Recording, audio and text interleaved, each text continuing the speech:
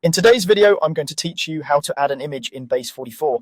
By the end, you'll know exactly how to place a clean, properly sized image on your page and make it live for your audience. Start by opening your Base44 project and moving into edit mode. This is where all your changes happen, so make sure you have the right page or section selected before you proceed. If you don't see editing controls, double check that you're on the correct project and that you have edit permissions. Next, look for the Add button, usually shown as a plus icon. Click Add and choose Image from the options. This tells Base44 you're inserting a visual element rather than text or a layout block. If the interface looks slightly different in your workspace, the wording may still be similar. Just look for the image option within the Add menu. You'll be prompted to bring in a file. You can upload a new image from your computer or choose one from your existing library. If you're uploading, aim for a web-friendly format like JPG for photos or PNG for graphics that need transparency. Keep file sizes reasonable to help your pages load quickly. A compressed image often looks great and performs better.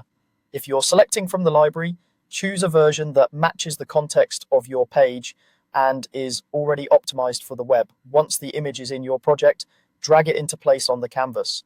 Most layouts support drag and drop positioning, so you can line the image up with your content. Resize it as needed by grabbing the corners. This helps you preserve the aspect ratio and avoid distortion.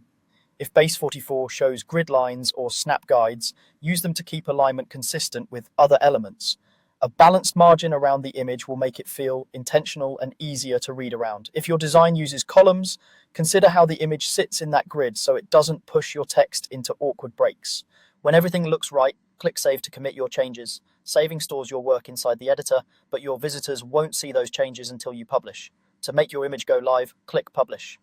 Publishing updates the live version of your site, so anyone who visits can see the new image exactly where you placed it.